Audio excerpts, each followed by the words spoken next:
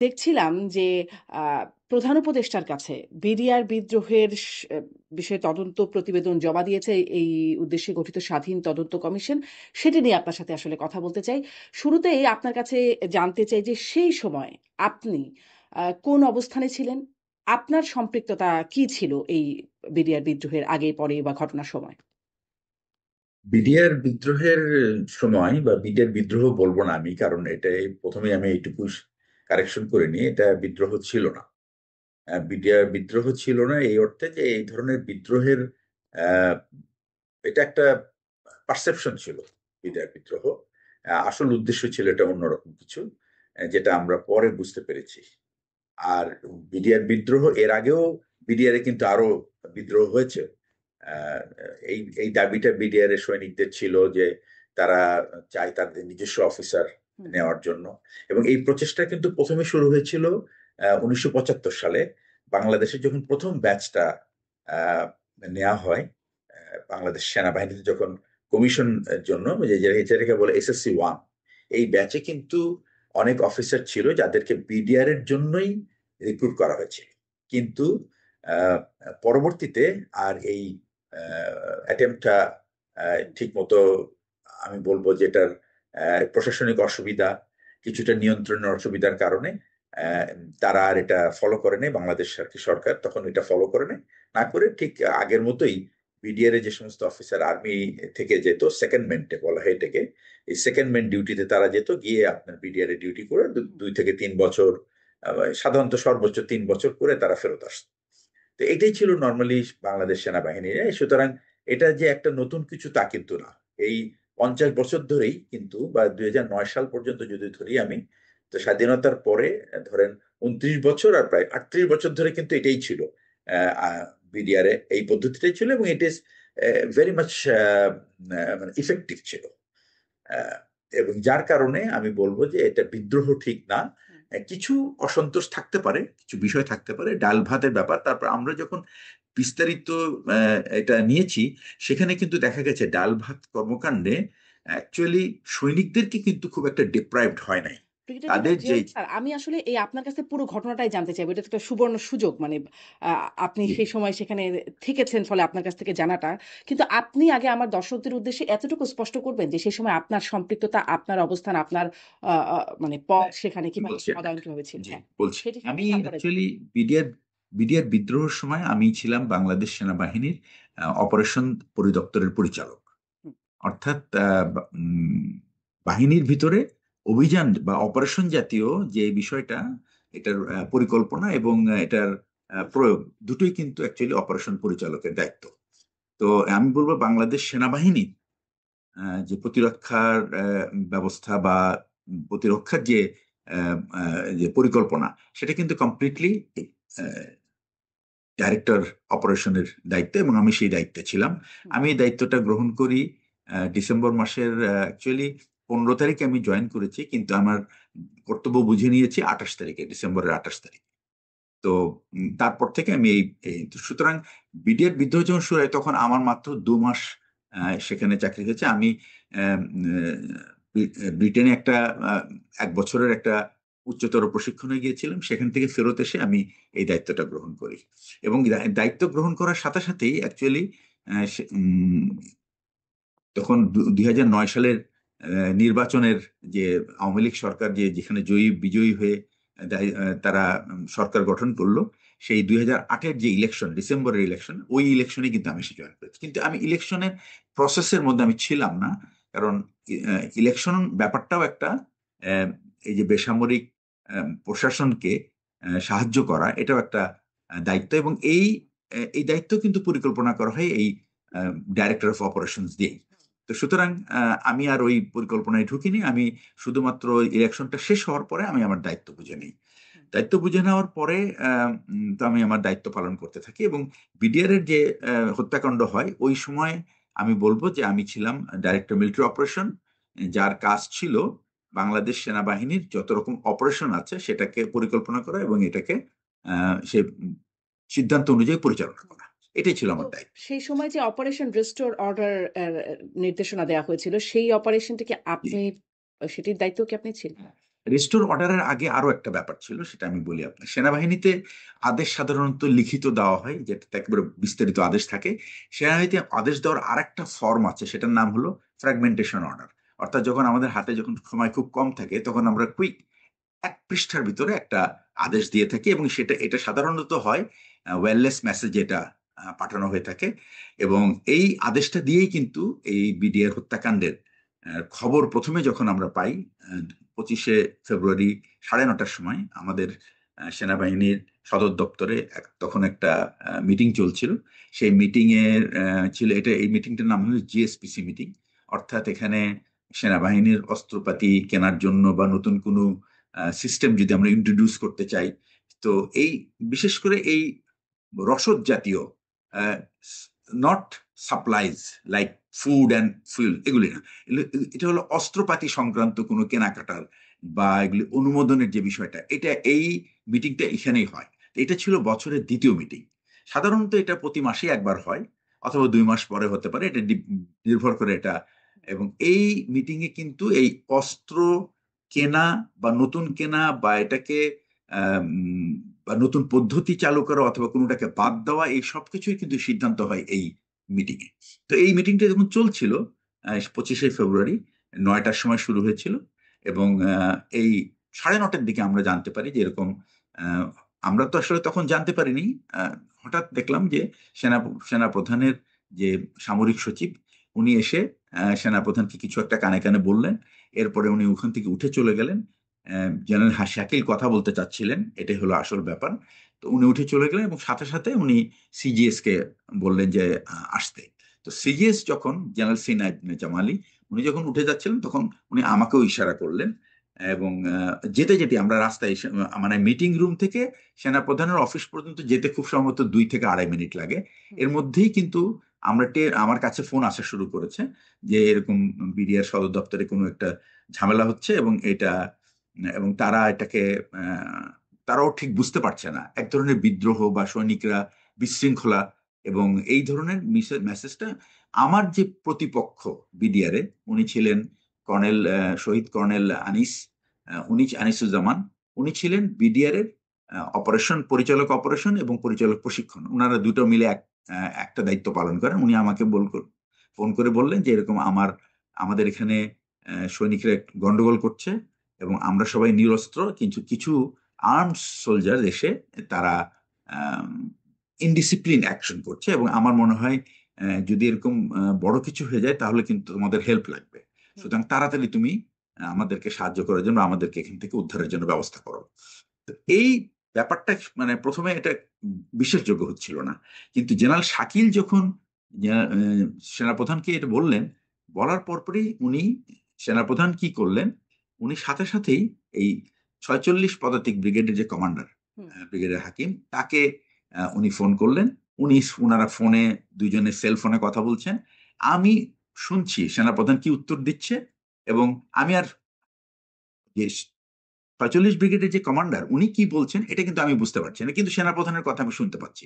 সেনাপ্রধান যেটা বলছেন যে তুমি বিডিআর পিলখানায় হয়তো কিছু সৈনিক গন্ডগোল করছে, তুমি গিয়ে দেখো সেখানে কি হচ্ছে। এই ছিল তার, মানে কথা। কিন্তু আমরা যখন ফোন আমাদের কাছে আসা শুরু করেছে বিভিন্ন লেভেল থেকে, আমাদের সহকর্মী যারা আছে সেখানে তারা ফোন করেছে, ডাইরেক্টর অপারেশন ফোন করেছে, এবং আরো 2-1 জন ফোন করছে, তখন আমরা বুঝতে পারছি যে এটা অ্যাকচুয়ালি এটা অত খুব একটা সাধারণ বিষয় না, এটার মধ্যে অন্য কিছু আছে। সুতরাং সাথে সাথে আমি আর অপেক্ষা না করে, এবং এই যে একটা অসামরিক কথাবার্তা, যে দেখো ওখানে কি হচ্ছে, এই শব্দটা আমার খুব একটা পছন্দ হয় না, কারণ আমরা সেনাবাহিনীতে এই ধরনের আদেশ দিতে অভ্যস্ত না।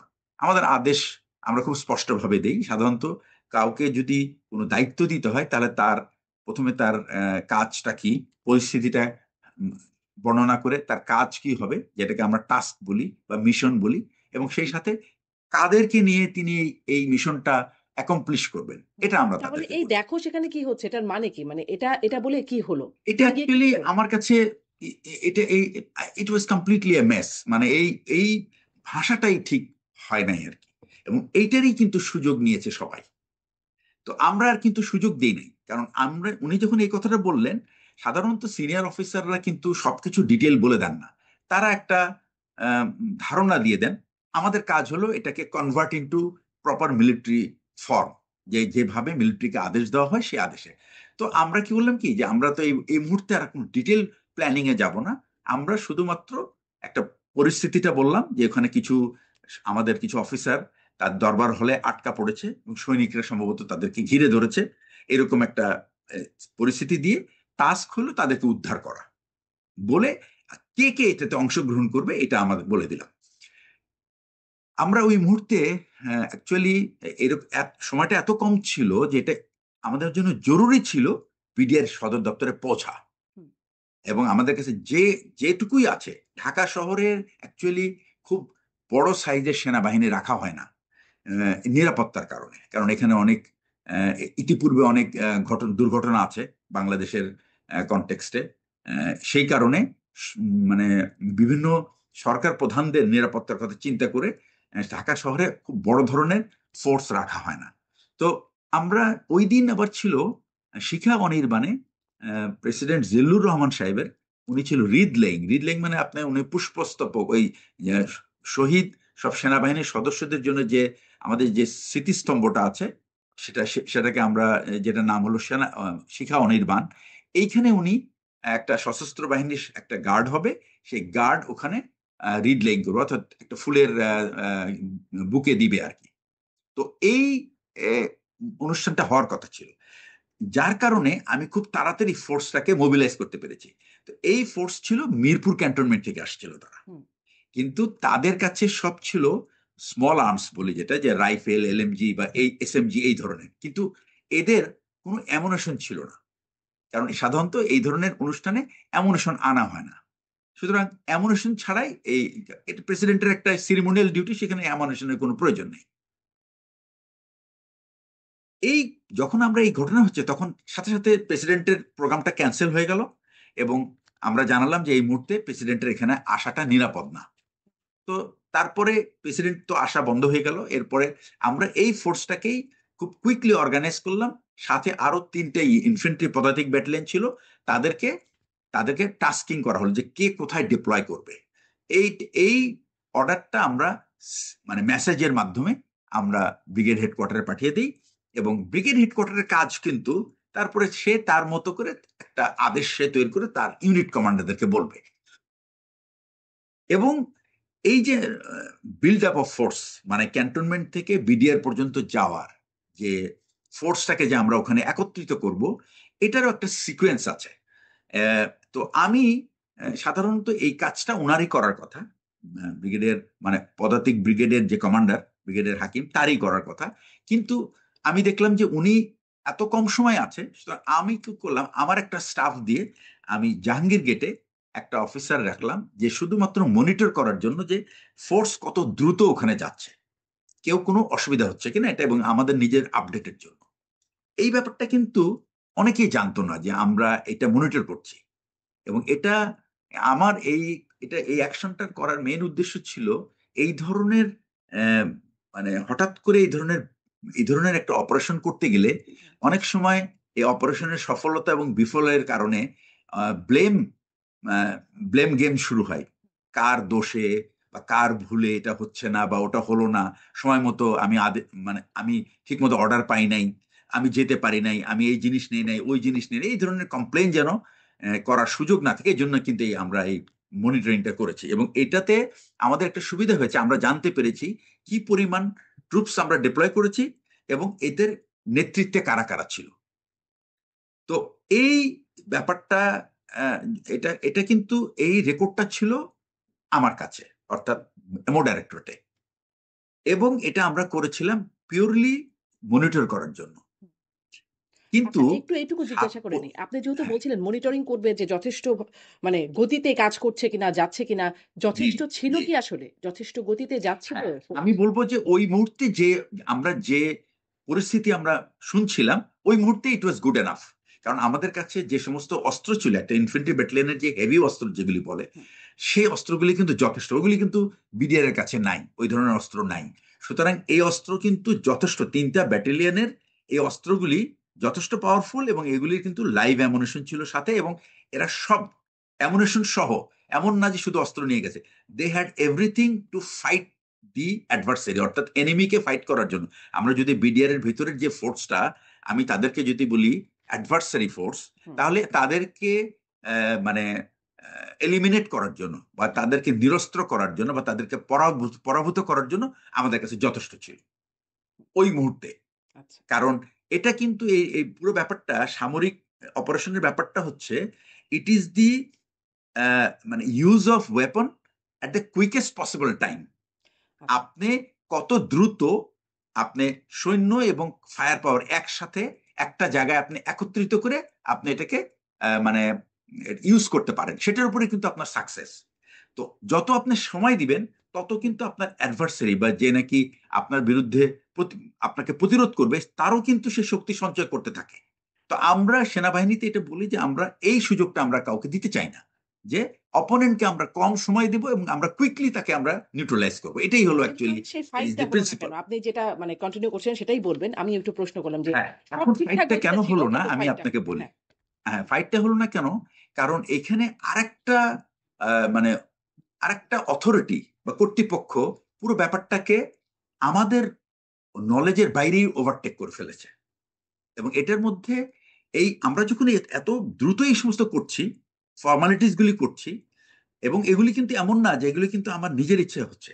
এগুলি আমরা করার পরপরই কিন্তু আমরা ইমিডিয়েটলি এগুলি আবার কিন্তু অনুমোদন নিয়ে নিচ্ছি। আমার যেমন আমার বস ছিলেন সিজিএস, আমি তার কাছ থেকে কিন্তু একটা অনুমোদন নিচ্ছি, আমরা এই করছি। এবং জেনারেলি এগুলি এত এত কঠিন কাজ না। এই ধরনের একটা অপারেশন অর্ডার তৈরি করা বা ডিপ্লয় করা ইটস নট দ্যাট ডিফিকাল্ট একটা জব, এবং এটা আমরা অভ্যস্ত এই সমস্ত কাজ করে।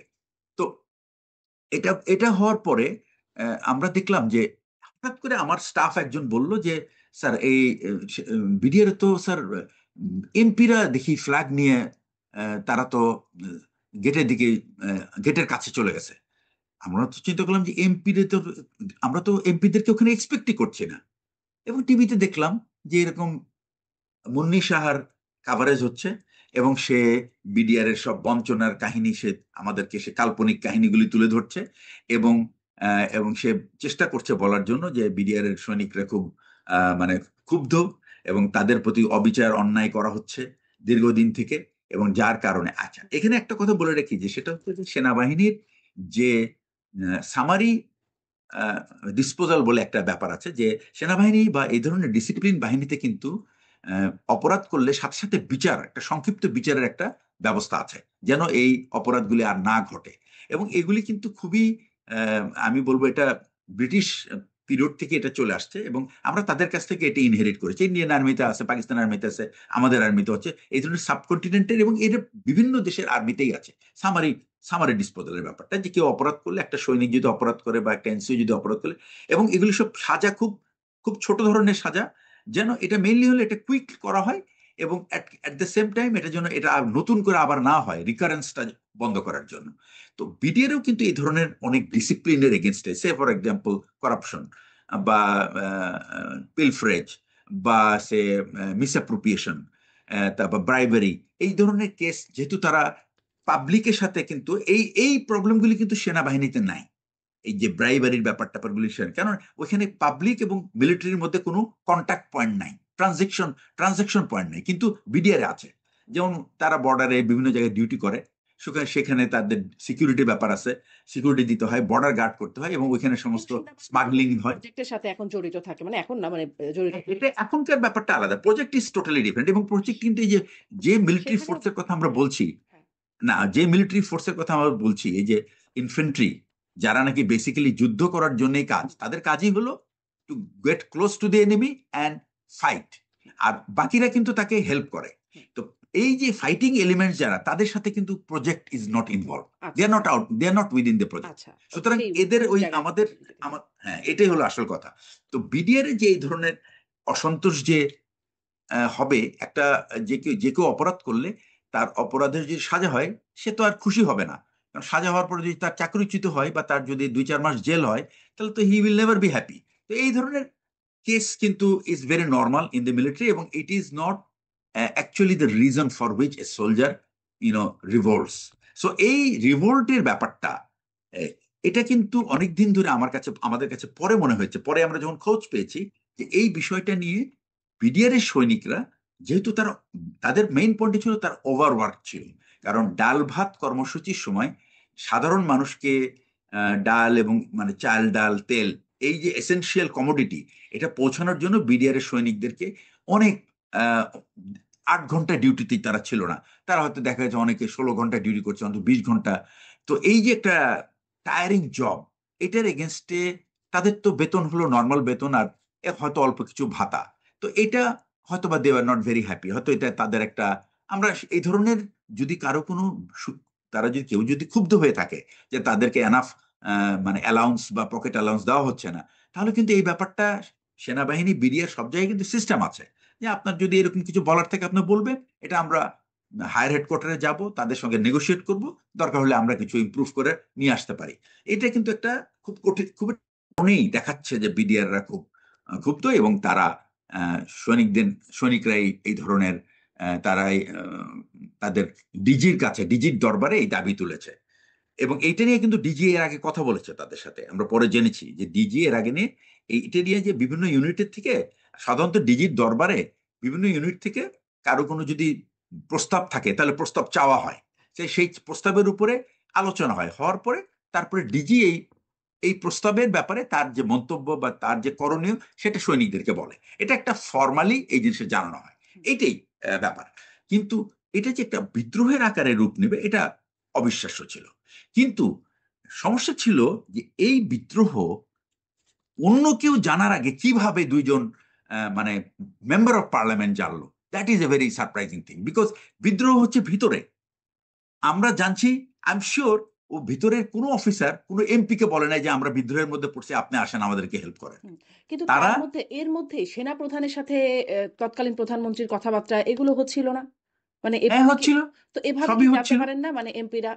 কারণ আমি না, তৎকালীন সেনাপ্রধান মইনু আহমেদের একটা একটা ভাষ্য দেখছিলাম, এ প্রসঙ্গে তিনি বলেছেন, বেশ 28 মিনিটের মতো লম্বা একটা বক্তব্য তিনি দিয়েছেন যে তখন কি হয়েছিল সেই বিষয়ে। তিনি বলছিলেন যে তার সাথে তখন তৎকালীন প্রধানমন্ত্রীর কথা হচ্ছিল, তাকে ডেকেও নেওয়া হয়েছিল এই বিষয়ে হ্যাঁ, তিনি এটা তো পরের ব্যাপার, আমি আপনাকে বলি। আচ্ছা। প্রধানমন্ত্রী, আমি তার আগে আরেকটা কথা বলি, সেটা হচ্ছে যে মিলিটারি ফোর্স তাদের কিন্তু, we are driven by our law, member কি বলে manual of Bangladesh army law, hmm, MBL যেটাকে বলে, সেখানে কিন্তু এমবিএমএল এর 25 নম্বর ধারায় আমরা, we are empowered to take action against any unarmed or armed civilian, unarmed বা যদি কেউ থ্রেটে, তার জীবন যদি হুমকির সম্মুখীন হয়, কিন্তু তাকে কিন্তু, আমাদের কিন্তু এটার জন্য কোনো অর্ডার প্রয়োজন নাই, আমরা কিন্তু এই ধারার অধীনেই কিন্তু আমরা আমি মানে যে থ্রেট, তার থ্রেটের এগেনস্টে আমি কিন্তু আই ক্যান টেক অ্যাকশন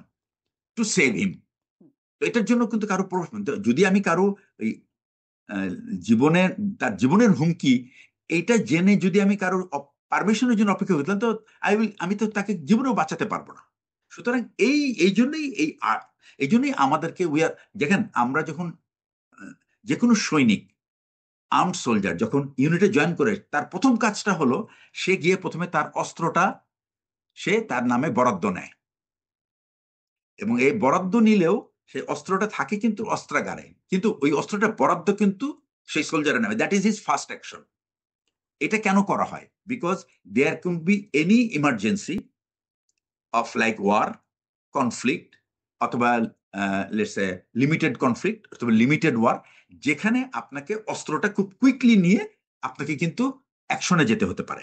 হুম, এই এই কাজটার জন্যই তখন যেন আমার অস্ত্র, এই অস্ত্রটা কার বা ওই অস্ত্রটা কার, এই জন্য প্রত্যেকটা সোলজার কিন্তু তার অস্ত্রের নাম্বারটা কিন্তু তার মুখস্থ থাকে। হুম, আমি জানি আমার অস্ত্রের নাম্বার কত, আমি গিয়ে ওই অস্ত্রটা, এবং অস্ত্রের গায়ে কিন্তু বড় করে লেখা আছে সেই নাম্বারটা, সেই চট করে সে পিক করতে পারে। এবং পিক করার পরে এটার দায়িত্ব হলো এখানকার যে এনসিও, পরে সে ঠিক করে নিবে যে তার অস্ত্রটা অমুককে ইস্যু করা হয়েছে, এবং শুধু অস্ত্র না, এর সাথে গোলা বারুদও সে পাবার কথা কোনো অ্যাকশনে যাওয়ার আগে।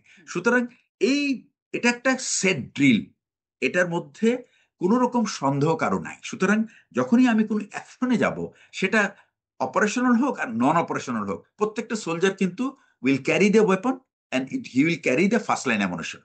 এই পলিসিটা আছে, এই যে নীতিমালা, এটা কিন্তু পরিষ্কার। তো এই ব্যাপারে সেনাবাহিনীর যে ফোর্সটা পাঠানো হয়েছিল, ইট ওয়াজ সেলফ কন্টেন্ট।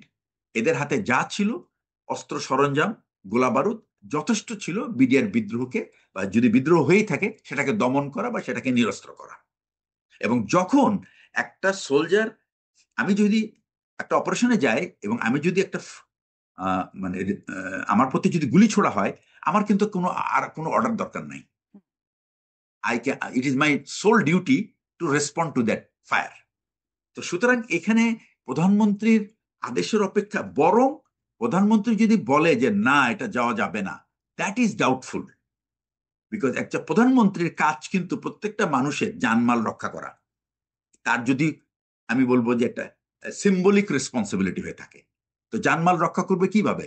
যার যান হুমকির সম্মুখীন, তাকে যদি আমার রক্ষা করতে হয় তাহলে তো তাকে দমন করতে হবে, না হলে তো আমি তাকে রক্ষা করতে পারবো না। সো সেটা কিন্তু যেই এই হোক না কেন। আদেশ ছাড়াই তো আপনিও বলছিলেন যে আদেশ ছাড়াই তো স্বয়ংক্রিয়ভাবেই বা সেনাবাহিনীর সিদ্ধান্তেই সেই 46 পদাতিক হ্যাঁ, চলে গেছে, গেল। কিন্তু হ্যাঁ, সেনাবাহিনী যাওয়ার পর থেকেই সেনাবাহিনীকে এক ধরনের, যারা ফিল্ডে ছিল, যাদেরকে অপারেশনের জন্য পাঠানো হয়েছিল, তারা এক ধরনের, তাদেরকে ডিসকারেজ করা হচ্ছিল। That is very doubtful. এটা কেন করা হচ্ছিল এবং এইটার দায়িত্ব ছিল, এই যারা ডিসকারেজ করা হচ্ছিল, এটা যদি সেনাবাহিনী প্রধান জেনে থাকে তাহলে ডিসকারেজ এটা কে তার দায়িত্ব করছিলেন? ছিল। ওই যে এমপিরা গিয়ে বলছে না আপনারা যাবেন না, আগে আমরা যাচ্ছি, কথা বলছি। আচ্ছা, আচ্ছা, হ্যাঁ। তো এখন মনে করেন যে মির্জা আজম আর হচ্ছে যে ওই জাহাঙ্গীর কবির নানক, তাদেরকে তো সবাই চেনে যে ওনারা মেম্বার অফ পার্লামেন্ট, আর আওয়ামী লীগ সরকার মাত্র আসছে ক্ষমতায়, এবং তারা মানে কোনো কিছু জানার আগে, আমরা কোনো কিছু জানার আগে সেনাবাহিনী প্রধান তো পরে গেছে, মির্জা আজম সাহেব তো প্রথমেই, আমাদের সেনাবাহিনীও পৌঁছেছে, মির্জা আজম সাহেবও পৌঁছে গেছে। এটাই খুব সারপ্রাইজিং। প্রধানমন্ত্রীকে কে জানাবে?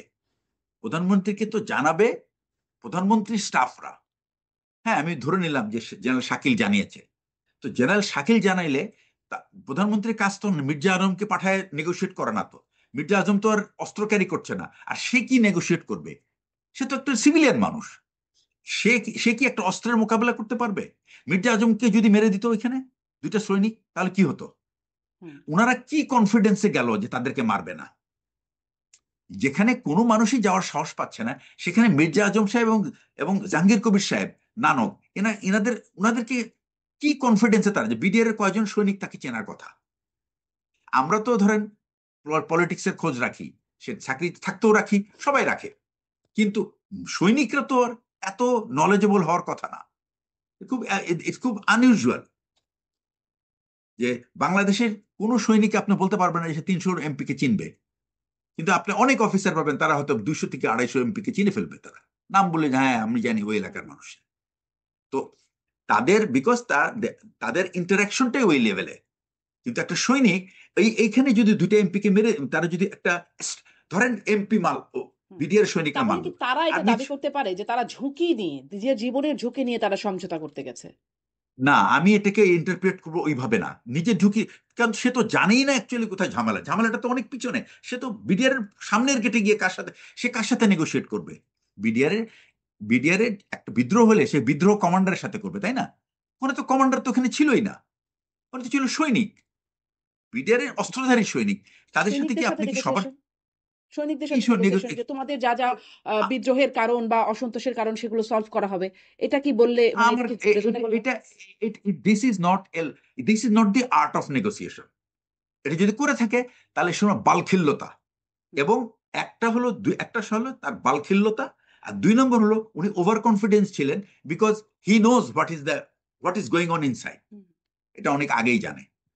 এটা হলো একটা। সেকেন্ড কথা হচ্ছে যে আমরা তো জানতে পারি নাই বিডিআর এর ডিজি কে মারা হয়েছে কিনা, কিন্তু ভারতীয়, আমাদের বাংলাদেশের কোনো টেলিভিশন চ্যানেল জানতে পারে নাই, কিন্তু এনডিটিভি জেনে গেছে যে শাকিল সাহেবকে মারা হয়ে গেছে।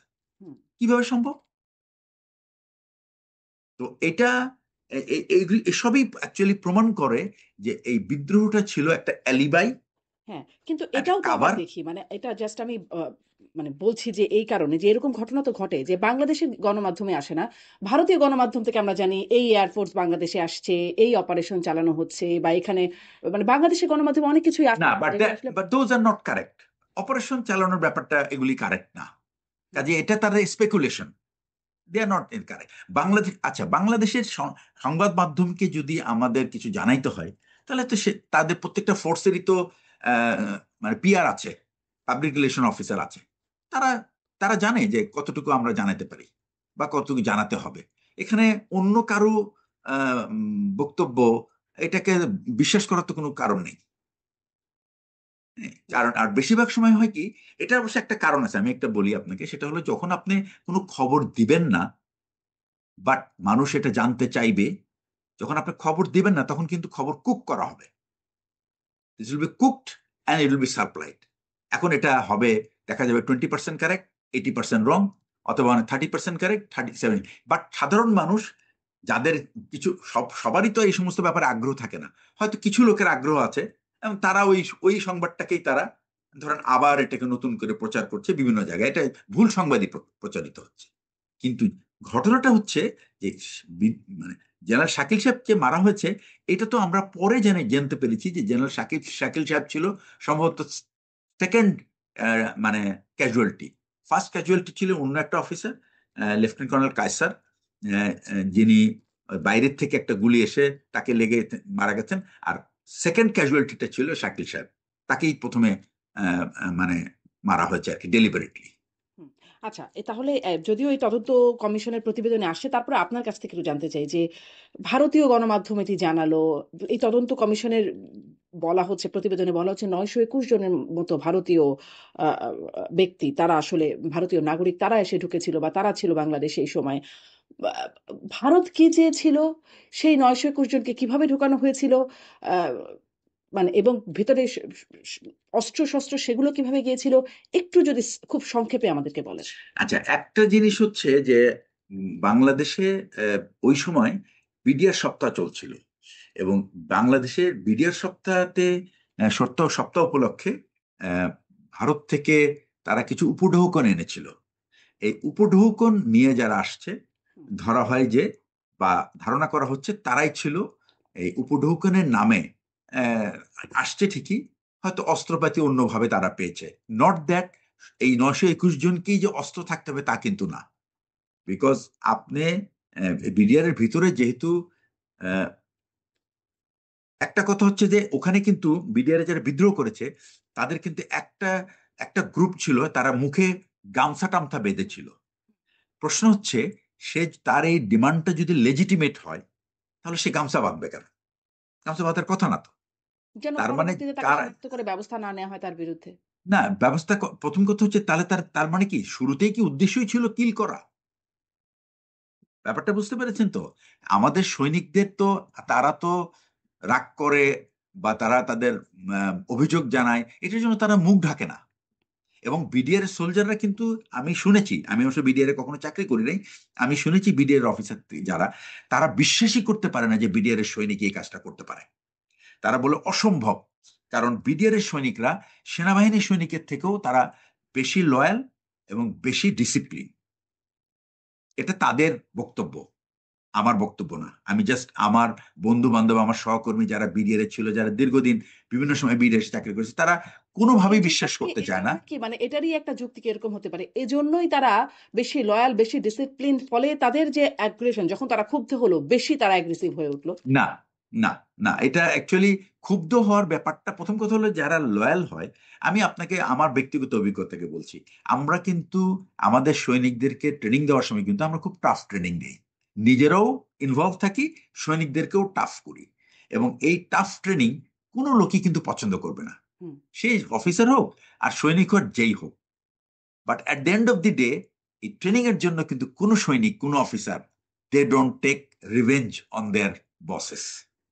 ইট is not in the military culture. কারণ মিলিটারি কালচারের ব্যাপারটা গড়েই ওঠে খুব শুরুর থেকেই এভাবেই, এবং এটা বিডিআরও আছে, আর্মিতেও আছে।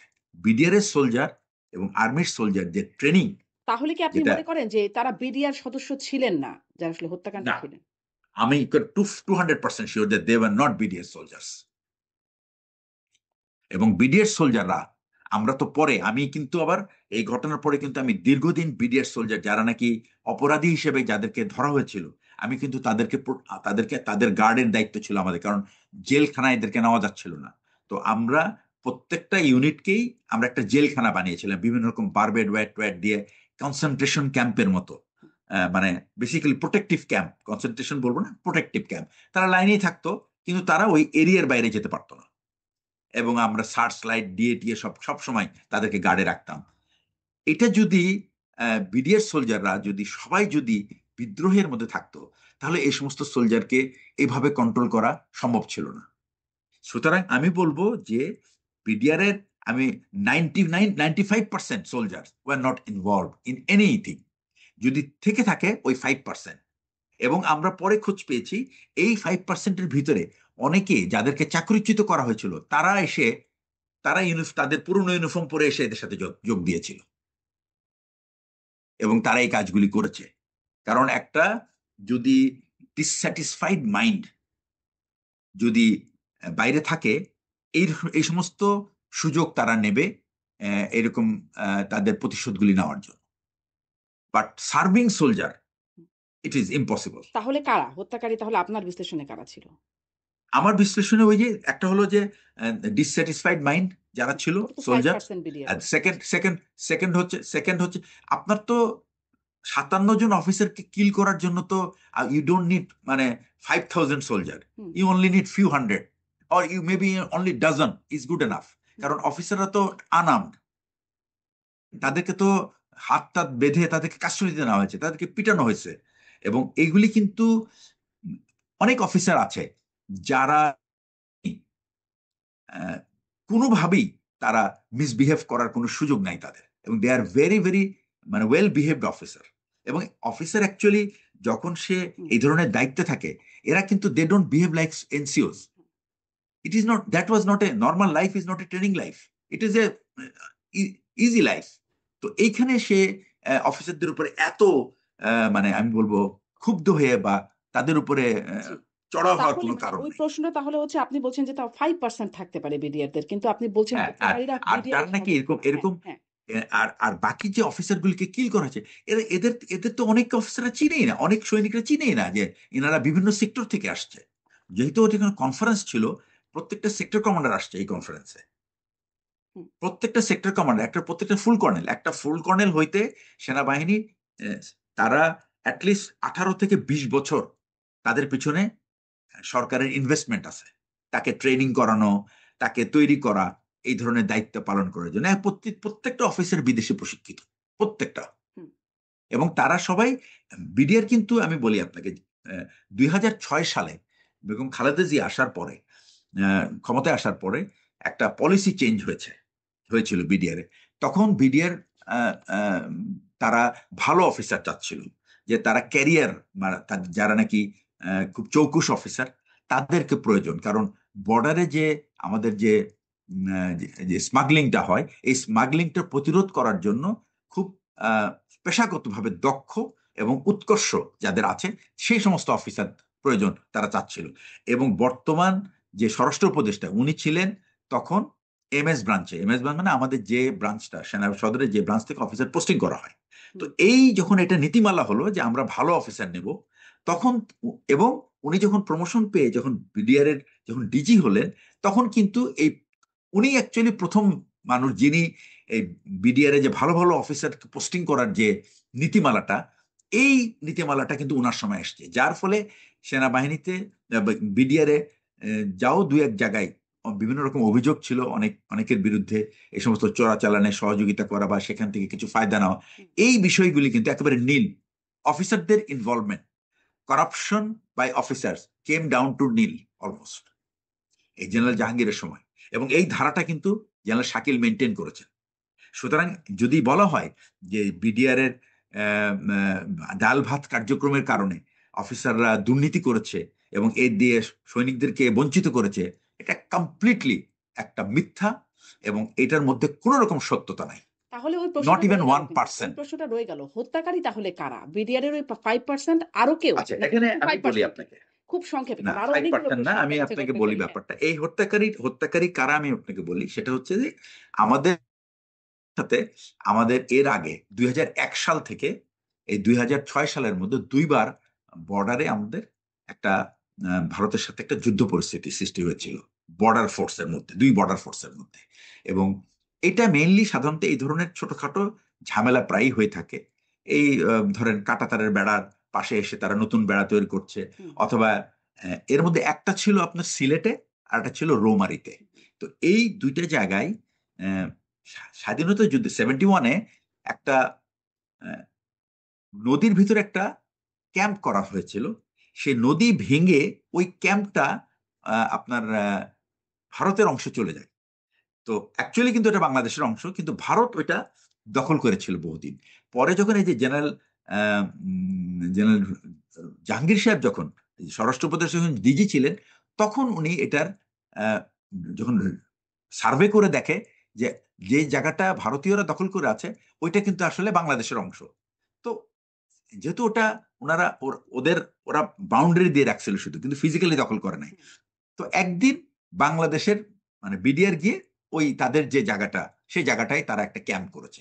করার পরে এই যে তো তারা খুব ক্ষুব্ধ যে তাদের জায়গা এটা নিয়েছে। তো এটার একটা প্রতিশোধ নেওয়ার জন্য ওইখানে কিছু তারা সোলজার, ব্রাহ্মণবাড়ি এলাকায় তারা সোলজার বাংলাদেশের ভিতর ঢুকে যায়। ঢুকে যাওয়ার পরে ওখানে বোধহয় গোলাগুলি হয়েছে, হওয়ার পরে কিছু অফিসার বা তাদের সৈনিক মারা গেছে। এটা হলো একটা। এবং যেটা হয়তো নিউজ মিডিয়াতে কোথাও আসে নাই, কিন্তু পরে এটা প্যাচ আপ হয়েছে। এবং ভুলটা করেছিল ভারতীয় বাহিনী। তারা মানে বাংলাদেশের সীমানার ভিতরে ঢুকে গিয়েছিল। এবং বাংলাদেশের ভিতরে সীমানার ভিতরে যদি ঢুকে যে কেউ জায়গা দখল করার চেষ্টা করে, এটা তো বিডিআর এর দায়িত্ব তাকে প্রতিহত করা। সো তারা প্রতিহত করেছে, এবং এই রাত্রেবেলা অন্ধকারের মধ্যে কিছু সৈনিক ক্যাজুয়ালিটি হয়েছে, বা দুই একজন অফিসারও মারা যেতে পারে। এটা হলো একটা। এবং পরে যখন এটা ফ্ল্যাগ মিটিং হয়ে যখন এটা সেটেল হয়েছে, তখন দেখা যায় একটু ভুলটা ছিল তাদের। ঠিক একইভাবে রৌমারিতেও কিন্তু এই কাজটা করেছিল। এবং ওইখানে রৌমারিতে 2001 সালে যখন হয়েছে, তখন এটা বাংলাদেশের যে বিডিআর এর মানে বিএসএফ এর যারা আছে, তারা প্রায়ই ওই ইন্টারন্যাশনাল বাউন্ডারি ক্রস করে ভিতরে আসে, এসে ওই বাংলাদেশের মানুষের ধান টান কেটে নিয়ে চলে যায়। তো এটা একটা খুব নর্মাল সিনারিও। তো ওই সময় হচ্ছে কি, শীতের দিনে ওরা ওই যে ধান কাটার জন্য ভিতর ঢুকছে, কিন্তু ওরা বুঝতে পারে নাই যে ওরা আসলে অন্ধকার ছিল। ওরা ঢুকে গেছে বাংলাদেশের অনেক ভিতরে এবং একটা বিডিআর ক্যাম্পের পাশে। এই খবরটা ওই ক্ষেতের জমিতে যারা কাজ করে অনেক ভোরে, তখন তারা টের পেয়েছে যে এরকম ইন্ডিয়ান মানে বিএসএফ ঢুকে হয়েছে ভিতরে। এটা বিডিআর কে বলছে যে ইন্ডিয়ান কিন্তু অনেক ইন্ডিয়ান বিএসএফ ভিতরে ঢুকে গেছে, আপনারা তাড়াতাড়ি পজিশন নেন, না হলে কিন্তু আপনাদের জায়গাটাকে দখল করে ফেলবে, এরকম একটা কিছু। তো যার ফলে যে ওই রাত্রেবেলা তারা চাতের দিক থেকে ট্র্যাপড হয়ে গেছে, এবং ওই ফায়ার খোলার ফলে ওখানে বেশ একটা বড় ক্যাজুয়ালিটি হয়েছে। তো এই দুইটা ক্যাজুয়ালিটি ইন্ডিয়ানরা তারা কখনো এটা মেনে নিতে পারে না, এবং এটার প্রতিশোধ তারা সুযোগ খুঁজছিল। এবং এই 2008 সালে বা 2009 সালে 25 ফেব্রুয়ারি ছিল সেই সুযোগ। কারণ এই ঘটনাগুলি 2001-এর পরে হচ্ছে খালেদা জিয়ার গভর্নমেন্ট আসছে, এবং বিডিআর কিন্তু কখনোই এই 5 বছর বাংলাদেশের মানে বিএসএফ কখনোই বাংলাদেশ বিডিআর এর সাথে কোনোদিন মানে পেরে ওঠে নাই। কারণ তখন বিডিআর এর প্রতি তার বিডিআররা একটা নীতি গ্রহণ করেছিল যে আমাদের এদিকে যদি কোনো সময় ফায়ার করা হয়, আমরা কিন্তু তাদেরকে ফায়ার করব। যার ফলে মানে বিডিআর এবং বিএসএফ তারা একেবারে একে অপরের দিকে মানে বিডিআর কখনো চোখ নামিয়ে কথা বলে নাই, সোজা কথা। যদি বাংলাদেশের একটা মানুষকে তারা অহেতুক মেরেছে, তো এটার জন্য কিন্তু তাদেরকে তার পাল্টা জবাব দিয়েছে বিডিআর। তো এই যে এই যে বিহেভিয়ারটা, এটা প্রতিশোধ ইন্ডিয়া নিতে তারা এই কাজটা করলো, মানে ওই দুইটা ঘটনার একটা প্রতিশোধ নিতে তারা করলো। তো প্রতিশোধ নিতে এই 57 জন সেনা কর্মকর্তাকে তারা মানে এটাকে র্যান্ডম মেরে ফেললো, নাকি তাদের না, এটা 57 জন সিলেক্ট করে নাই, তারা একটা ম্যাসাকার করে। এটা হলো এটাতে দুইটা জিনিস দেখেন আপনি। একটা হচ্ছে যে প্রথমে বিডিআর কে তাদের মনোবলকে একেবারে পুরো ভেঙে দেওয়া। কারণ এতগুলি অফিসার, এত বড় একটা ইনসিডেন্ট, এবং এই যে অবিশ্বাস যে তৈরি হয়ে গেল যে একটা অথরিটির সাথে সোলজারদের যে একটা ইউনিট, তো অ্যাকচুয়ালি একটা ফোর্স ক্যানট ফাংশন যখন অফিসার এবং সৈনিকের মধ্যে যে মিসট্রাস্ট হয়, তখন এটা ফাংশন করতে পারে না। তো এই যে মিসট্রাস্টটা তৈরি হলো, এই mistrust has damage the entire force and it has weaken them. তো শুধু তাই না, এই অফিসারগুলি কিন্তু গেছে আর্মি থেকে। সো আর্মির একটা বড় অংশের একটা অফিসার, এই যে প্রায় 13-14 জন ফুল কর্নেল, 2 জন ব্রিগেডিয়ার, 1 জন major general, so many lieutenant colonels and majors, এগুলো তো বিরাট অ্যাসেট। হঠাৎ করে এটা খালি হয়ে যাওয়া তো মানে চারটিখানি কথা না, ইটস এ হিউজ লস। তো এই যে মানসিক প্রেশার, এই যে একটা mental pressure on the entire force, এবং এটাতে পুরো ফোর্সের যে বিশ্বাসের জায়গাটা একটা চিড়, এটা খুব সহজে রিপেয়ার খুব কষ্টকর ছিল। জি, বলা বাট হচ্ছে এখন চৌকস বেছে বেছে চৌকস কর্মকর্তাদেরকে পাঠানো হয়েছিল সেখানে। হ্যাঁ, আহ, বেছে বেছে পাঠান। এটার আরেকটা ব্যাপার আছে, এগুলো আমরা পরে ইনকোয়ারি করে দেখেছি যে যে সমস্ত অফিসারদেরকে টার্গেট করা হয়েছিল তারা বিভিন্নভাবে, আহ, যেমন ওখানে আমার কয়েকজন কলিগ ছিল যারা র্যাবে ছিল, এবং র্যাবে থাকা অবস্থায় যে জেএমবি, যে বাংলা ভাইয়ের যে একটা উত্থান হয়েছিল, এদেরকে দমন করার জন্য র্যাব একটা খুব সাকসেসফুল ছিল। এবং র্যাবের কয়েকটা অফিসার তারা দিনরাত পরিশ্রম করে এই বাংলা ভাইয়ের বাহিনীটাকে দমন করেছে। তো বাংলা ভাইয়ের যে ব্রাদার ইন ল, এটা হলো ওই মির্জা আজম, সে ছিল বাংলা ভাইয়ের মানে তার বোনের হাজবেন্ড। তো এটা এই প্রতিশোধটা কিন্তু একেবারে পুরো পারিবারিক পর্যায়ে। কিন্তু গুলজার, এই কর্নেল গুলজার, যিনি ছিলেন এই এই অপারেশনের নেতৃত্ব দিয়েছিলেন এই বাংলা ভাইকে ধরার ব্যাপারে, সারা বাংলাদেশের কিন্তু পুরো অপারেশনটা কিন্তু কন্ডাক্ট করছে গুলজার। গুলজার, এমদাদ, 2টা এমদাদ ছিল, 2জনই কিন্তু র্যাবে ছিল। এইরা এরা মানে খুবই গুরুত্বপূর্ণ ভূমিকা রেখেছিল এই অপারেশনগুলিতে, এবং এরা হয়ে গেছিল এই সমস্ত সন্ত্রাসী এবং বাংলা ভাইদের, মানে যারা আত্মীয় স্বজন, তাদের টার্গেট। হুম, তো যখন একটা মানুষ যখন কমন টার্গেট হয় 3-4 জনের, ভারতেরও কমন টার্গেট, ওইদিকে বাংলা ভাইয়েরও টার্গেট, তারপর সন্ত্রাসীদেরও টার্গেট, তখন তো তাকে আহ, মানে এলিমিনেট করা খুব সহজ কাজ, মানে খুব কঠিন কাজ না। আর এখানে সবচেয়ে বেশি আমরা আমাদের কাছে খারাপ লেগেছে যে তার মানে কি কয়েকজন কমন টার্গেট ছিল আর বাকিরা র্যান্ডম ছিল? র্যান্ডম কিছু ছিল, কোলাটারাল ড্যামেজ, আর কিছু ছিল একবারে পুরো টার্গেটেড কিলিং। আচ্ছা। তো সেই টার্গেটের মধ্যে এরাই মানে আপনি বলছিলেন বর্তমান স্বরাষ্ট্র উপদেষ্টা যিনি, তিনি আসলে সেই সময় গুরুত্বপূর্ণ ভূমিকা তার আগে পালন করেছিলেন। মানে আরো কর্মকর্তারা ছিলেন।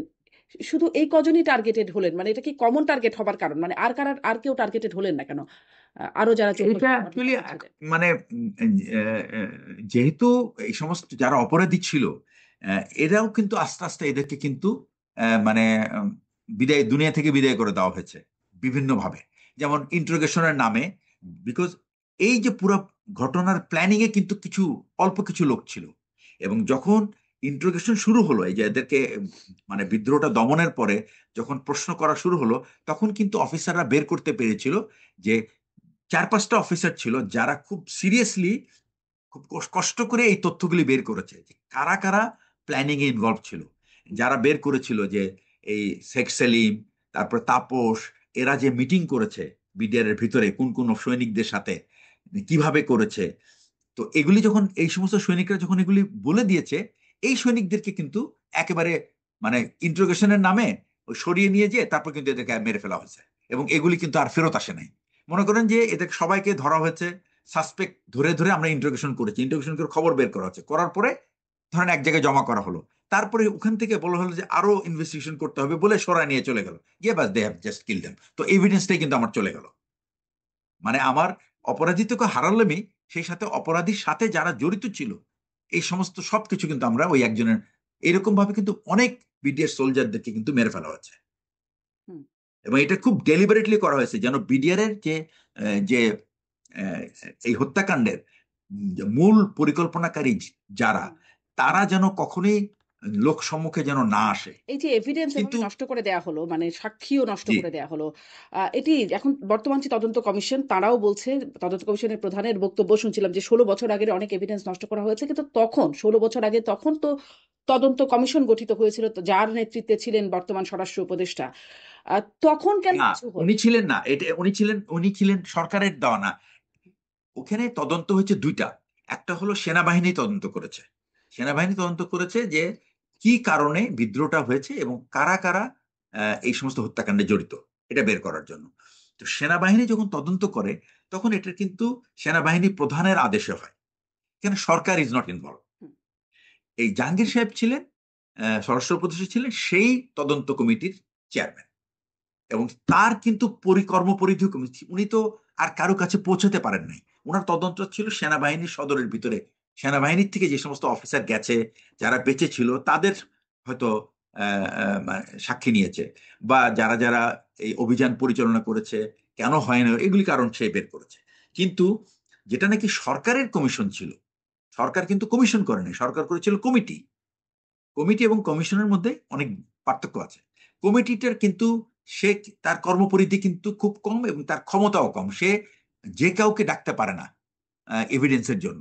কিন্তু যেমন এই কমিশন, তারা যে কাউকে ডাকতে পারতো, তারা সেনাপ্রধানের সাক্ষী নিয়েছে, নৌবাহিনী প্রধানের সাক্ষী নিয়েছে, যত হচ্ছে রিটায়ার সবাইকে, সবার কাছে তারা পৌঁছতে পারে, কারণ এটার ক্ষমতা ছিল অনেক অনেক, মানে এটা অনেকটা এই যে যিনি নাকি কমিশনের প্রধান ছিলেন, উনার স্ট্যাটাসটা ছিল উনি অ্যাপিলেট ডিভিশনের জাস্টিসের স্ট্যাটাস, বাকি সবাই হলো হাইকোর্টের বিচারপতিদের স্ট্যাটাস। তার মানে আপনি বুঝতে পারছেন যে এদের লেভেলটা কত। হুম। কিন্তু ওইটা ছিল কমিটি, সচিব কমিটি। তো সচিব তো আর সে মন্ত্রীকে ডাকার সাহসই পাবে না। এখানে ইনভলভ ছিল যে পলিটিশিয়ান গুলি, তাদেরকে তো ডাকা হয়নি, এবং নির্দেশ ছিল সরকারের এরা কেউ সাক্ষী দিতে যাবে না। সুতরাং কমিটির তো কাজ সব। এখন বরং আমি মনে করি যে এই কমিটিকে এখন ডাকা উচিত, এই কমিশনের রিপোর্ট অনুযায়ী তোমরা কেন তোমাদের কাজ করতে পারো নাই সেটা বলো। এটা কিন্তু অলরেডি বলেছে তারা, এই কমিশন কিন্তু বের করেছে যে তারা কেন তাদের কাজগুলি ঠিক মতো করে নাই, এই কাজগুলি তারা এই কি কি তাদের লিমিটেশন ছিল এটা তারা কিন্তু বলেছে। কিন্তু সেনাবাহিনীর যে কমিটি তারাও কেন তাদের কাজটা করলো না? হ্যাঁ, তারা তাদের কাজ করেছে, কিন্তু এই কাজ, এটা অ্যাকচুয়ালি এই রিপোর্টটা যে যেটুকুই করেছে, তারা তাদের যে অ্যাকচুয়ালি প্রত্যেকটা তদন্তের কিন্তু একটা টার্মস অফ রেফারেন্স থাকে, হুম। যে আপনি তদন্ত করে কি বের করবেন আপনি। তো সেই টার্মস অফ রেফারেন্স যদি সে না, তাহলে তো ওই তদন্ত তো গ্রহণই হবে না। হুম।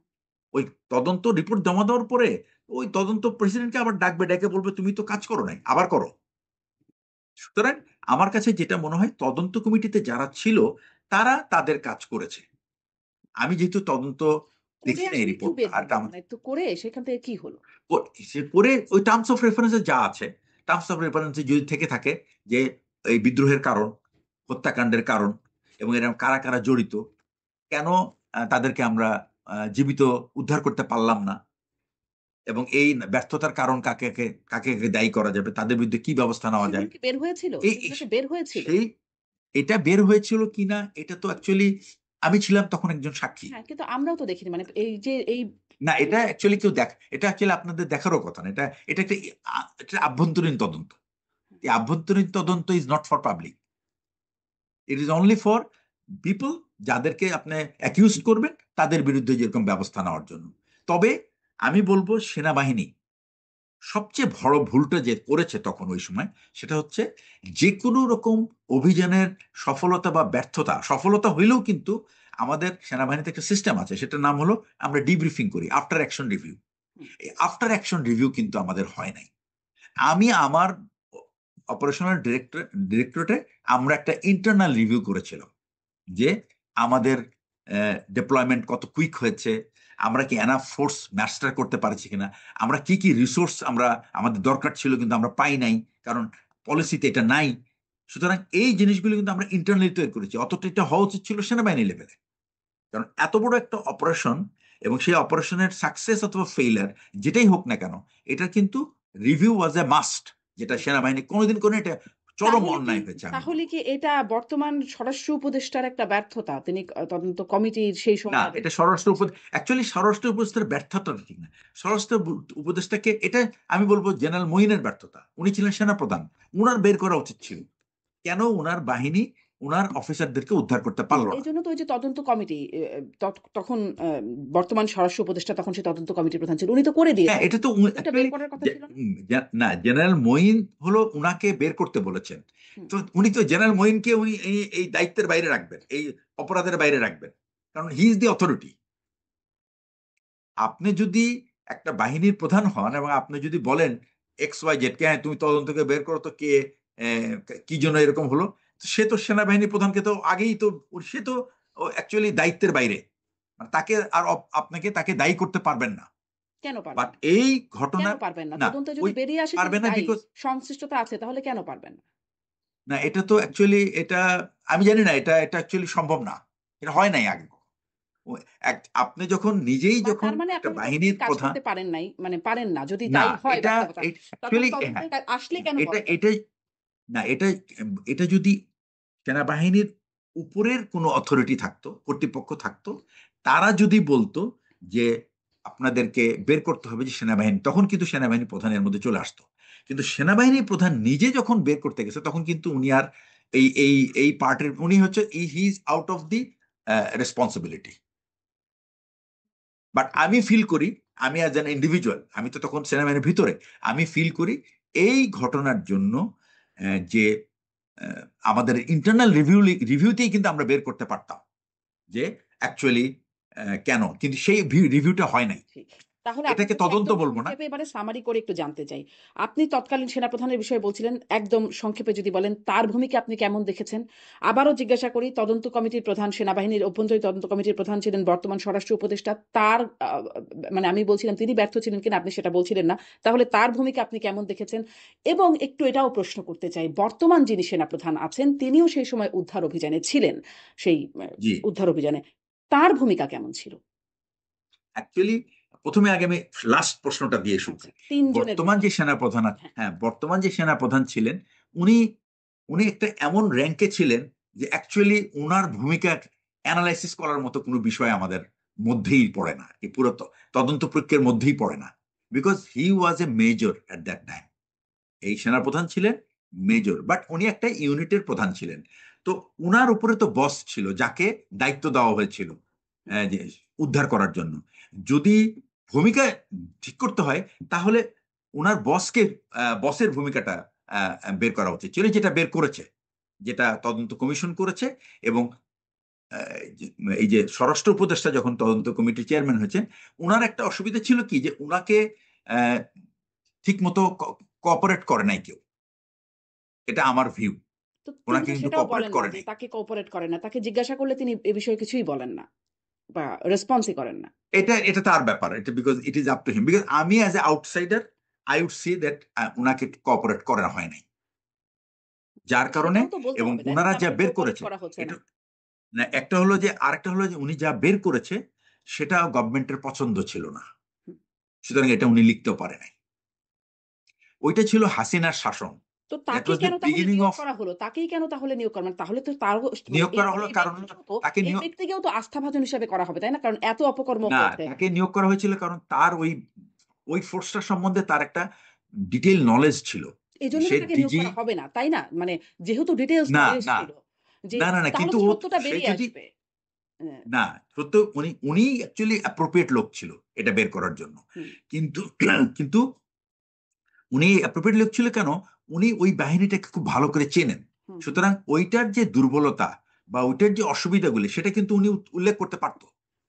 কিন্তু উনাকে ওই ওই ইনফরমেশনটা উনি পায় নাই, কারণ উনি কোনো বিডিআর এর সৈনিকদেরকে উনাকে ইন্টারভিউ করতে দেওয়া হয় নাই। সো এই উনার উনার কাজের পরিধিটাই ছিল শুধু সেনাবাহিনীর ভিতরে। সুতরাং আমি মনে করি যে এই জন্য উনি উনার দায়িত্বটা উনি সফলভাবে পালন করতে পারে নাই। এটা উনার ব্যর্থতা বলবো না, বাট কিন্তু তিনি উনাকে কি আস্থাভাজন অসহযোগিতার ছিলেন? কারণে। তিনি কি তখন তাহলে যারা সম্পৃক্ত তাদের আস্থাভাজন ছিলেন? কারণ তাকে তাহলে মানে আস্থাভাজন না হলে এরকম একটা জায়গায় কেন নিয়োগ করা হবে? আস্থাভাজন বলতে সেনাবাহিনী প্রধানের আস্থাভাজন ছিলেন, কারণ এই তদন্তটা করা হয়েছে সেনাবাহিনীর দ্বারা। আচ্ছা, তো সেনাবাহিনীর প্রধানের আস্থাভাজন ছিলেন, আচ্ছা। এবারে কিন্তু সেনাবাহিনী সরকারের প্রধানের আস্থাভাজন ভূমিকা নাও কেমন? হতে পারে। সেনাবাহিনীর প্রধানের ভূমিকা কেমন ছিল? সেনাবাহিনীর প্রধানের সবচেয়ে বড় ভুল হয়েছে, আমি বলবো যে সেনাবাহিনী প্রধান বুঝতেই পারেন নাই যে উনার দায়িত্বটা কি। This is the first thing. সেনাবাহিনী প্রধানের দায়িত্ব ভেরি ক্লিয়ার। আর একটা জিনিস হলো, সেনাবাহিনীতে এই ধরনের এই লেভেলে যখন কোনো সিদ্ধান্ত গ্রহণ করা হয়, তখন কিন্তু আমাদের একটা নিজস্ব পদ্ধতি, যেমন ডিসিশন মেকিং প্রসেস, এটা একটা একাডেমিক এক্সারসাইজ আমরা করি, যে আমরা কিভাবে এই একটা সিদ্ধান্তে উপনীত হব। এই উপনীত হওয়ার জন্য কিন্তু খুব বেশি ডেটা দরকার নাই, এটার মধ্যে কোনো রকেট সায়েন্স না, এটা কিন্তু কমপ্লিটলি কমন সেন্স। এই কমন সেন্স হলো, ওনার যে পিএসও যারা আছে তাদের সাথে উনি একটা ইন্টারনাল খুব কুইক কনফারেন্সে কিন্তু বা কুইক মিটিংয়ে কিন্তু জিনিসগুলি খুব সহজ হয়ে যেত। যেটা উনি করেন নাই। আর সবচেয়ে বড় কথা হলো হি ওয়াজ লাইক কিং কর্তব্য বিমূঢ়। হুম। মানে তাহলে তার উনি ভুল এই ছিল বা সমস্ত, ব্যর্থতা ছিল। তার মানে তিনি অপরাধী ছিলেন না। এটা আপনার বক্তব্য হ্যাঁ নাকি? ভুল তো একটা বিরাট অপরাধ। ভুল অপরাধ হবে না কেন? ভুল তো অপরাধ। মানে আপনি তো, হি ইজ নট এ, সে তো একটা মানে চুনোপুটি অফিসার না। He is holding the responsibility. সারা আর্মির রিসোর্স তার কাছে। ওনার একটা পুরো ডিভিশন একটা হাতের কাছে ছিল, আধা ঘন্টার মধ্যে চলে আসতে পারে। উনি তো কিছুই করেন নাই। এটা কি তার ইচ্ছাকৃত নাকি ওই যে তার মানে তার ভুল, ব্যর্থতা? আমি বলবো যে তার মানে চরম অপরিপক্কতা, চরম অপরিপক্কতা। এটা চরমের থেকে আর খারাপ কোনো শব্দ আমার মুখে আসে না। অ্যাটলিস্ট ওনার, ওনার যে অবস্থা, maturity, absolutely it is just unacceptable. আচ্ছা, আচ্ছা। আপনি ৩ জনের ভূমিকার কথা জিজ্ঞাসা করছিলাম। তার অপরিপক্কতা unacceptable বলছেন। আর বর্তমান স্বরাষ্ট্র উপদেষ্টা যিনি সেই সময় তদন্ত কমিটির প্রধান ছিল, আ হ্যাঁ, ওনাকে উনি তাকে সহযোগিতা তিনি পায় নাই। সহযোগিতা পান নাই। আর বর্তমান সেনাপ্রধান জি, তিনি আসলে জায়গায় ছিলেন না তার যথেষ্ট। তার অ্যাকচুয়ালি তাকে তার তার জবাবদিহিতা করার কোনো হুম। স্কোপই নাই, বিকজ উনি ছিলেন কিন্তু একটা তিনি এখন ইউনিটের বলছেন, প্রধান। তিনি এখন এই হত্যাকাণ্ডের প্রসঙ্গেই কথা বলতে তিনি রাওয়া ক্লাবে একটা আয়োজনে বলছিলেন যে বিডিআর সেনারাই মানে বিডিআর সৈনিকরাই তারাই এই হত্যাকাণ্ডের সাথে জড়িত। এখানে সেনা কর্মকর্তাদের সংশ্লিষ্টতা নাই এবং তিনি বলছিলেন যে এটা যেই বিচার কার্যক্রম চলছে সেটা সেভাবে চলতে দেওয়া হবে। এখানে একটা full stop. No if no but হ্যাঁ, এই এরকম একটা অ্যাকচুয়ালি কথা হ্যাঁ, বলতেন। রাইট। এটা এটা হ্যাঁ। একটা কমপ্লিটলি, আমি আমার personal view, it was an immature conclusion.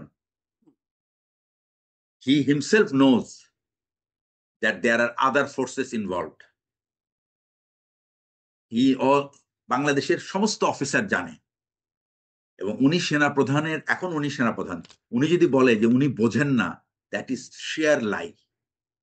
So আমি বলবো এটা একটা তো তিনি ইম্যাচিউরড কেন মিথ্যা এক্সপ্রেশন বলছেন? ছিল। তিনি কেন মিথ্যা বলছেন? না, মিথ্যা বলবো না, আমি বলবো এটা একটা ইম্যাচিউরড কনক্লুশন। কারণ উনি যেখানে যে ফোরামে কথা বলছিলেন, ওইখানে কিন্তু 100% অফিসারের কিন্তু তাদের সাইকোলজি ওনার বোঝার কথা, হুম, যে বিডিআর এর যে ইনসিডেন্টটা হয়েছে, ইটস অ্যান, এটা কি বলবো আপনার, এটা একটা লাইফ লং স্কার। হুম। এটা কোনোদিন মুছবে না। এটা যদি কোনো মিলিটারি অফিসার যদি বলে যে এটা আমরা ভুলে যাবো এক সময়, impossible. Nobody will forget it. এটা প্রতিটা 25শে ফেব্রুয়ারি কেন, প্রতি মুহূর্তে এটা প্রত্যেকটা অফিসারের মনে সব সময় এটা দগদগে ঘা। তাহলে এবং সেনাপ্রধান কেন এটা এখানে ফুল করে, স্টপ দিতে চাচ্ছেন? Only he knows. সেই জন্য আমি বললাম যে ইট ওয়াজ এ প্রিম্যাচিউর, আমি বলবো premature and very immature conclusion to say it is full stop. Most wise opinion should have been, let's dig into it and find out who is, what is the reason. Because আপনাকে কিন্তু বুঝতে হবে, when you are a head of a, you are a service chief, you need to understand the sentiment of the officers also. জি। কিন্তু ডিগ করে তো আসলে অনেক কিছুই অনেক সময় বের হয়। পরে আবার দেখা যায় সেই ডিগিংটা ভুল ছিল। নতুন করে ডিগিং হয়, সেই ডিগিং ও ভুল হয়। না, মানে এটা এটা অ্যাকচুয়ালি শোনেন, আমি যদি, এখন আমি আপনি যদি যদি জিজ্ঞাসা করতে চাই প্রসিডিউরফুল, এই ডিগিং এর পরবর্তী আসলে কনসিকুয়েন্স বা এই ডিগ এর পর কি? হ্যাঁ এই এই, প্রতিবেদনের পর এটা কি? আছে কনসিকুয়েন্স আছে। কনসিকুয়েন্স আছে মানে কি, যেমন বিডিআর হত্যাকাণ্ডের জন্য প্রচুর লোক জেলে আটকা আছে, তারা বিচারাধীন। কমিশন কিন্তু বের করেছে যে কারা এই বিডিআর হত্যাকাণ্ডের মাস্টারমাইন্ড। হুম, তারা কিন্তু বিডিআর হত্যাকাণ্ডের, তাদের তাদের বিরুদ্ধে কোনো বিচারিক প্রক্রিয়া শুরু হয় নাই। এই যে লোকগুলি, যারা যারা নাকি নির্দোষ ছিল, হুম। তারা যে এই যে বছরের পর বছর তাদের জীবন ধ্বংস হয়ে গেছে। এবং এটা কিন্তু কি কেন হয়েছে, ওই যে সরকারের নির্দেশ যে রাজনৈতিক কোন ব্যক্তিবর্গকে প্রশ্নের সম্মুখীন করা যাবে না, whereas they are the mastermind। এটা তো বের করেছে তারা। কেন বের করেছে? তারা তো মানে কয়েকশো মানুষের ইয়ে নিয়েছে, আপনার হচ্ছে যে ইন্টারভিউ করেছে, এবং তারা কোনো বাধা দেয় নাই। তারা বলেছে আপনার যা খুশি আপনি বলেন, বিকজ তাদের হাত পা বাঁধা ছিল না। সুতরাং মানুষ, তারা যে জানে, এভিডেন্স সহ তারা দিয়েছে। এই যে মামলার যে তো কার্যক্রম, এই যে মামলার যে হ্যাঁ, কার্যক্রম চলল সেখানেও এখন অনেক যেটা এভিডেন্স আমি সহ যেটা বলি আপনাকে, অনেক সেখানে মনে হয় হ্যাঁ, সম্ভবত ৯২,০০০ পাতার মানে প্রতিবেদন সম্ভবত সেখানে কি যেন একটা পড়েছে। বেশিরভাগ ছিল সাজানো। তো আমি এই আপনাকে যে বলি বেশিরভাগ সাজানো এখনকারটা যে আমি সাজানোটা আপনাকে একটা এটা কথা বলি। কতদিন পরে বা আমার কবে একজন নিশ্চিত হবে? কলিগ, হুম, আমি বলি আপনাকে, আমার একজন কলিগ কর্নেল সালাম, উনি ডাক্তার। উনাকে মানে অমানসিক নির্যাতন করেছে সৈনিকরা, মারপিট করেছে, কিন্তু উনাকে একটা ফ্যামিলি, বিডিআর একটা সোলজারের ফ্যামিলি হঠাৎ চিনতে পেরেছে যে উনি হলেন হাসপাতালের আহ, প্রধান ছিলেন, উনি হাসপাতালের সিও ছিলেন। দেখার পরপরই ওরা বলছে, আরে এটা তো ডাক্তার স্যার, আমাদের তো হাসপাতালের প্রধান। স্যারকে, স্যার আপনি উঠাই নিয়ে সিঁড়ি দিয়ে টেনে উঠে নিয়ে বাড়ির ভিতরে লুকায় রাখছে তাকে। লুকায় রাখার পরে তারপরে উনি যখন বেঁচে আসছে, এই লোক যখন কোর্টে গেছে সাক্ষী দিতে, এই যে কাজল, ওনার নাম হলো কি, ওই যে আহ, একজন প্রসিকিউটর ছিল, কাজল অ্যাডভোকেট, নাম হ্যাঁ আর কি, কাজল, হ্যাঁ। অ্যাডভোকেট কাজল, তাকে বলছে যে আপনি এই এই এই সাক্ষী দিবেন, এর বাইরে যাবেন না। তো উনি বলছে যে সাক্ষীকে আমি না আপনি, আমি কি সাক্ষী দিব এটা আমার ব্যাপার। হুম, উনি, উনাকে আমি শুনেছি উনি উনাকে বলেছে যে আপনি এই সাক্ষী দিবেন। কেন আমি এর সাথে সাক্ষী দিব? বিকজ অন্য কিছু বললে অন্যরা ফেসে যাবে, এবং তাকে ভয় দেখেছে যে আপনি সাক্ষী যদি দেন, দেন, অসুবিধা নেই, আপনি যা খুশি, আপনি বাইরে যাবেন না। তার মানে একটা সাক্ষীকে থ্রেট করা হয়েছে যে আপনি যদি ঠিক সাক্ষী দেন তাহলে কিন্তু আপনার জীবনের প্রতি হুমকি আসতে পারে। তো এইটা তো একটা, এইটা তো একটা, এখানে তো আপনার ন্যায় বিচার পাবেন না। তার মানে হ্যাঁ, বিডিআর এর সৈনিকরা এখন মিসবিহেভ যে করেছে। হুমকি হয় নাই তার নিশ্চয়তা আছে? মানে এখন যে সাক্ষীরা আসলেন কথা বললেন, হুমকি হয় নাই তাদের প্রতি কোনো? আমি আহ, যেটা কমিশন যেটা বলেছে, যে যে সমস্ত সাক্ষীদেরকে তারা ডেকেছে তারা নিজ ইচ্ছায় এসেছে, তাদেরকে কেউ এসকর্ট করে আনতে বলেনি, আর তাদেরকে কোনো বাধাও দেওয়া হয়নি। এবং তারা যে করে, আমি নিজেও একজন সাক্ষী ছিলাম, আমি সারা দিন সাক্ষী দিয়েছি। একটা মানুষ সারা দিন, আমি গেছি সকালে, আমি আসছি বিকালে। ওই মামলায় সাক্ষ্য দেন নাই? দিয়েছেন কি? না, মামলায় আমার ইনভলভমেন্ট ছিল না। আচ্ছা। সুতরাং আমি মামলায় সাক্ষী ছিলাম, কারণ আমি তো ওই ফোর্সেই না, আমি একটা ডিফারেন্ট ফোর্সে। তো আমার সাক্ষী ছিল আহ, এই বিদ্রোহ সংক্রান্ত এবং এই অপারেশন সংক্রান্ত। সুতরাং আমি যার সাক্ষী আমি সেটা দিয়েছি। এবং আমি আর এটা হলো একটা সাইড, আর একটা হলো এই বিডিআর বিদ্রোহের পরে কিন্তু আমাদের কিন্তু চরম ক্ষতি হয়েছে। এই তো 57 জন তো মারা গেল, এরপরে প্রায় 200 থেকে 250 অফিসার অহেতুক তারা চাকরিচ্যুত হয়েছে। কারা চাকরিচ্যুত হয়েছে? যারা তাদের উম, তাদের এই সহকর্মীদের জন্য যাদের কষ্ট সবচেয়ে বেশি ছিল, তারা আবেগী হয়েছিল, তারা চিৎকার চেঁচামেচি করছে, তারা বিচার চেয়েছে। তো এই ব্যাপারটা কিন্তু সরকার কিন্তু গ্রহণ করতে পারে নাই, এবং যার ফলে এদেরকে কিন্তু খুবই মানে, আমি নিজেও একটা শিকার। আমি 5 বছর আগে আমার চাকরি, এবং আমি বিডিআর বিদ্রোহের পর থেকেই আমাকে এরকম থ্রেট দেওয়া হচ্ছিল that I will lose my job any time. কে দিচ্ছিল থ্রেট? এটা বিভিন্নভাবে আমার কাছে খবর এসেছে যে আর সরকার তোমাকে চাকরিচ্যুত করার সুযোগ খুঁজছে। সো কোনো আর কোনো কারণ নাই না। আমার বন্ধু যে নাকি আর্টিলারি ব্রিগেড কমান্ডার ছিল, তাকে আপনার 5 মাস পরে চাকরি থেকে বের করে দিছে। তার চাকরি ছিল আরো 4.5 বছর। এরকম অনেক। আমরা ফোর্থ লং কোর্সের সোর্ড অফ অনার, আমাদের সোর্ড অফ অনার বলা হয় যে ক্যাডেট, সবচেয়ে বেস্ট ক্যাডেট আর কি একটা অফ কোর্সের, উনাকে আর আমি একই দিনে আমরা চাকরিচ্যুত, একই অর্ডারে। 16 লং কোর্সের সোর্ড অফ অনার, উনি ওই দিনই চাকরিচ্যুত। বাংলাদেশ আর্মি থেকে ব্রাইটেস্ট ব্রাইটেস্ট অফিসারকে জাস্ট মানে বিদায় বিদায় করে দেওয়া হচ্ছে সেনাবাহিনী থেকে। কারণ এই অফিসারগুলি, যারা, আমি আমি সবসময় এই কথাটা বলি যে যে অফিসার মেধাবী, তার একটা স্বকীয়তা আছে। সে কখনো তার স্বকীয়তা সে বিসর্জন দেবে না। সে কখনো কারো, সে সবসময় যদি একটা ভুল কাজ দেখে, এটার জন্য কিন্তু সে মাথা জি, উঁচু করে দাঁড়াবে। জি। কিন্তু ধরেন বর্তমান সেনাপ্রধান যেই ফুল স্টপ দেবার কথা বললেন, no if, no but, full stop, এবং আপনি যেটাকে বলছেন যে বে এটি খুব মানে আপনার পছন্দনীয় কোনো বক্তব্য হচ্ছে না, শিয়ার লাই ও এটা আমার না, শুধু ওখানে যারা ছিলেন হ্যাঁ, কেউই কিন্তু পছন্দ করেন না কিন্তু এই ব্যাপারটা। সেনাবাহিনীর বা সেনা সদস্যদের এখন বর্তমানে যারা চাকুরিরত তাদের মানে তাদের এত আস্থাভাজন কেন সেনাপ্রধান? নাকি আসলে আস্থাভাজন না, যেটা আসলে বাইরে থেকে শোনা যায়? অ্যাকচুয়ালি সেনাপ্রধান ব্যক্তিগতভাবে তো উনি ভদ্র মানুষ, উনি ভদ্র, এবং উনি খুবই উনি পূর্ববর্তী সেনাপ্রধানদের তুলনায়, আমি বলবো এর আগে ছিলেন শফিউদ্দিন সাহেব, তার আগে ছিলেন আজিজ সাহেব, সেনাপ্রধান আমাদের জানা মতো অত্যন্ত সৎ, তার ব্যক্তিগত সততা আছে, চারিত্রিক সততা আছে, এবং সে ব্যক্তিগতভাবে খুব ভদ্র। সুতরাং এটা এই সমস্ত গুণাবলী যে কোনো মানুষকে কিন্তু মানে আপনার আকর্ষণ করবে।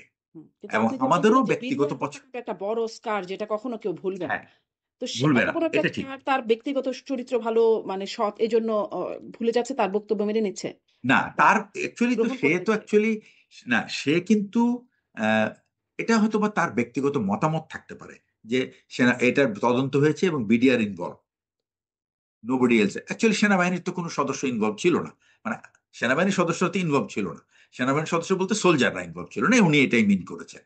আর একটা হচ্ছে যে যদি কোনো বাইরের শক্তি, যেটা আগে বের করা হয়নি, অ্যাকচুয়ালি এই ইনকোয়ারিটা আমাদেরকে অনেকগুলি হুম, আহ, দিক তুলে ধরেছে।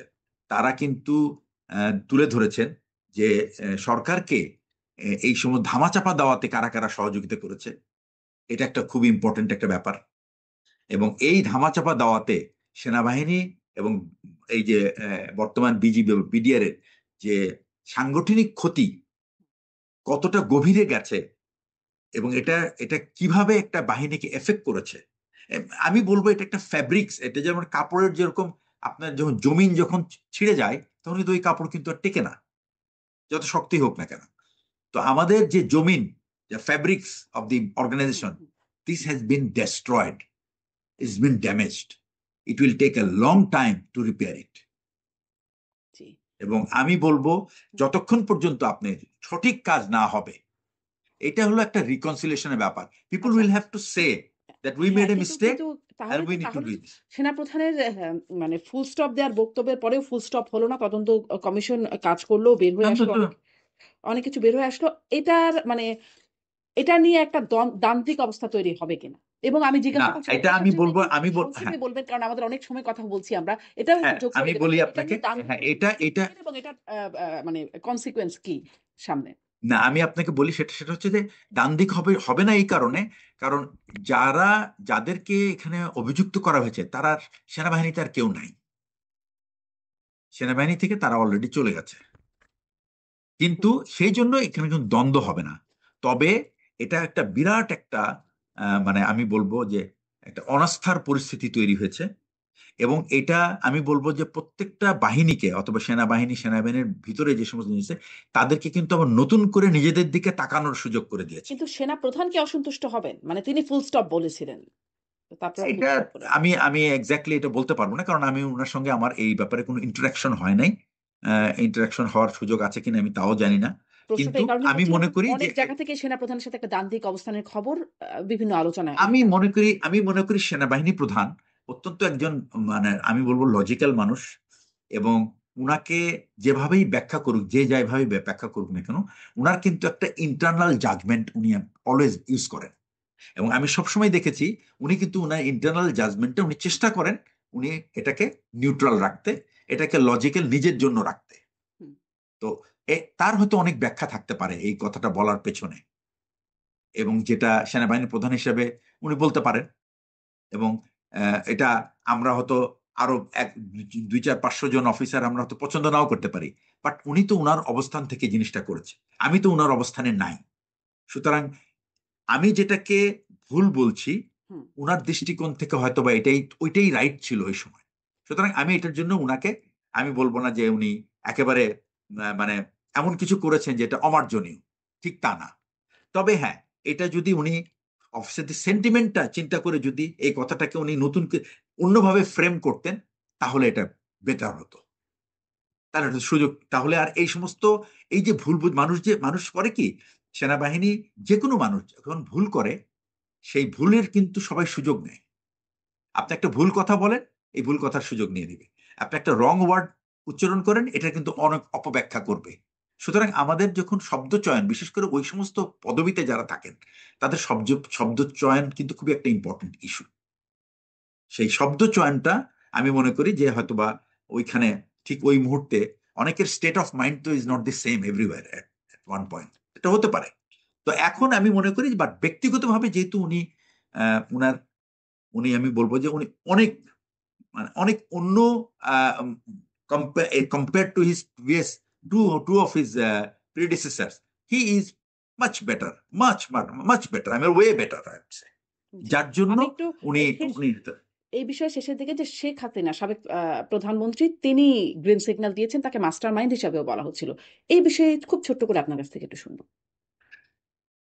এটা অ্যাকচুয়ালি এটা না সরকার প্রধানের সিগন্যাল ছাড়া সরকার প্রধানের এখানে অনেক বিষয় আছে যেগুলি অ্যাকচুয়ালি ইন্ডিকেট করে যে এই হয়তো বা এই বিষয়টা তার জানা ছিল।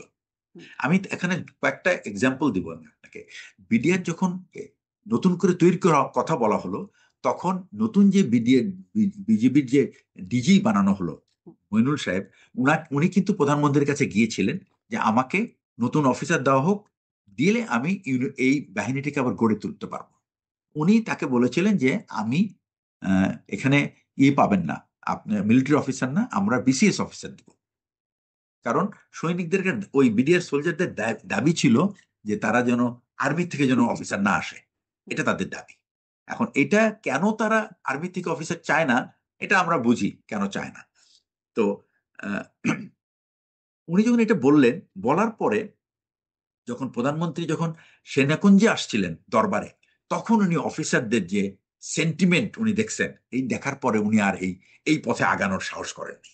হুম, কারণ যদি বিসিএস অফিসার দেওয়া হতো, প্রথম কথা হলো তারা তো মিলিটারি ট্রেন না। হুম, সো আপনি একটা একটা আর্ম ফোর্সকে আপনি মানে লিড করবে একটা unarm person, non military person, it's impossible, he can't do that. তার তো বেসিক, এটা তো তার ফার্স্ট টেস্ট যে CO is better train then his soldiers. সুতরাং এই কনসেপ্টটা মোটেই মানে একেবারে খুবই আমি বলবো অপরিপক্ক ছিল। হুম, হুম, এবং এটা কেন প্রধানমন্ত্রী বলেছিলেন এটা উনি জানেন ভালো। তবে এটা যখন উনি টের পেলেন, তারপরে কিন্তু এই পথ থেকে উনি চলে এসছেন। তো সুতরাং এই পথে আর যেহেতু যান নাই, এই জন্য আমি আমি মনে করি, এবং এইটাই ছিল তার উদ্দেশ্য, যে তাই উনি একটা ওনার নিজস্ব বাহিনী চান, যেটা দিয়ে উনি ওনার রাজনৈতিক প্রতিপক্ষকে ঠিক মতো শায়েস্তা করতে পারবেন। পরে উনি কি করেছেন, এই বিডিআর কে আর ওই বিসিএস দিয়ে না নিয়ে এসে পুলিশকে উনি কিন্তু ক্ষমতায়ন করেছেন। আপনি দেখেন পুলিশের যে পুলিশকে যে পরিমাণ আর্মস, যে পরিমাণ ভেহিকেল, যে টেকনোলজি, যে প্রোটেকশন উনি অ্যারেঞ্জ করেছেন এই 15 বছরে, police has become a much more capable force militarily. আমি বলবো পুলিশ কিন্তু is actually suppose to go for, সে হলো সিভিল ডিসোবিডিয়েন্স কন্ট্রোল করার জন্য, তার কিন্তু এত আর্মড হওয়ার কথা না। তো আপনি কিন্তু প্রত্যেকটা পুলিশ কিন্তু হ্যাভিং অটোমেটিক মানে সেমি অটোমেটিক রাইফেল, এটা যেটা আগে কখনো ছিল, আগে 303 ছিল, আমরাই দেখেছি পুলিশের অস্ত্র। এই পুলিশের কিন্তু এই চেঞ্জটা, ম্যাসিভ চেঞ্জটা, খুব উঁচু মানের গান টান, পিস্তল, তারপরে উজি গান, এগুলি কিন্তু পরে, কিন্তু এগুলি কিন্তু সব গত 15 বছরের ডেভেলপমেন্ট। হুম, তো যার ফলে মানে এটা হলো যে এটা দুইটা কারণে, একটা হলো পুলিশের ক্যাপাবিলিটি বাড়ালে উনি ওনার রাজনৈতিক প্রতিপক্ষগুলিকে ঠিক মতো সাহায্য হুম। করতে পারবেন, এটাই ছিল ওনার পরের সিদ্ধান্তে উনি এটাই করে নিয়েছেন। যার কারণে পুলিশ এই কিন্তু কিন্তু পুলিশের যে আরেকটু বুঝি নাই, আমি হয়তো মিস করে গেলাম কিনা, বিডিআর হত্যাকাণ্ডের গ্রিন সিগন্যাল কেন দিলেন? প্রিন্সিপাল ওই যে বিডিআর কে উনি কনভার্ট করতে চাইছিলেন একটা নতুন বাহিনী হিসাবে। মিলিটারি অফিসার সরাই দিলে, মিলিটারি অফিস অ্যাকচুয়ালি মেইন তো এই বিডিআর কে, যেমন বিএসএফ এর অফিসাররা কিন্তু, ওরা কিন্তু বিএসএফ অফিসার, ওরা কিন্তু ইন্ডিয়ান মিলিটারি অফিসাররা কিন্তু বিএসএফ এ আসে না। সুতরাং they are not as trained as the military are. তো যার কারণে বর্ডারে যত কনফ্লিক্ট হয়, ওই কনফ্লিক্টে কিন্তু এই বিএসএফ কিন্তু they are always an inferior to BGB বা বিডিআর। এটা তাদের কিন্তু একটা অনেক পুরনো একটা মানে যে তাদের সেটব্যাক। তো তারা চায় যে একটা উইকার ফোর্স যদি বর্ডারে থাকে তাহলে তাদের জন্য এটা easy. So you need a leadership যা negotiable, military officers are not negotiable. এই জন্য তারা একটা উইকার ফোর্স তাদের ডিজায়ার, এবং সেটাই ওনারা শেখ শেখ হাসিনার মাধ্যমে, শেখ হাসিনার মাধ্যমে তো অনেক কিছুই তারা পেয়েছে, তারপরে তো কি সেটি এটাও পাইতে বাস্তবায়ন চাইছিল। হয়ে গেল, মানে সেটি হয়ে গেল না বিডিআর হয় নাই, পরবর্তীতে হয় নাই, বিজিবি হয় উইকার নাই। ফোর্স, এখন বর্তমান না, বিজিবি? বিজেপিকে অ্যাকচুয়ালি লিডারশিপকে যদি আপনি উইক করে রাখেন এবং তাকে যদি পলিসি দেন উইক পলিসি, তাহলে তো সে উইক থাকবে। বাট এখন তো বিডিআর এর লিডারশিপ যে আছে, তাকে তো policy tough, so he is playing tough. এক তো হলো সে মানে এই ক্যাপেবল, মিডিয়ার প্রধান সেকেন্ড তো হলো তার পলিসি। এই বিজিবি প্রধানত আসলে তার সময়ে নিয়োগকৃত প্রধান। হ্যাঁ। হ্যাঁ, প্রধান অ্যাকচুয়ালি বিজিবি প্রধান তো he is the head of the organization. এখন ফিল্ডে কাজ করে তো অন্য মানুষ, এবং তাদেরকে আপনি শুধু আপনি তো অ্যাকচুয়ালি বিজিবি প্রধান তো আর সে তো আর ফাইট করে না, হুম। হি ফাইটস দ্য এন্টায়ার ফ্রন্ট, তার ফ্রন্টিয়ারটাকে গার্ড করে সে তার সাবঅর্ডিনেটদের দিয়ে। তো সাবঅর্ডিনেটদেরকে আপনি যে পলিসি দিবেন সেই পলিসি অনুযায়ী সে কাজ করবে। তো গভর্নমেন্টের এখন পলিসি হলো মানে লুক অ্যাট দি আই, মানে বিএসএফ এর দিকে চোখ তাকিয়ে কথা বলবা, চোখ নামিয়ে কথা বলবা না। সো সেটাই চলছে। জি। মানে এবং তারপরেও আরেকটা জিনিস হলো যে একটা বাংলাদেশের মানুষ, আমি একটা বলি, বাংলাদেশের শেষ। বর্ডার এলাকার মানুষ কিন্তু সাংঘাতিক কিন্তু দেশপ্রেমিক। তারা কিন্তু একেবারে বিডিআর এর সাথে কাঁধে কাঁধ মিলিয়ে কিন্তু এই এই বাংলাদেশের ভূমি রক্ষা করবে, এটার মধ্যে কোনো সন্দেহ নাই। They are very very ferocious as far as the BSF is concern. BSF এর বিরুদ্ধে তারা সাংঘাতিক মানে শক্ত হুম।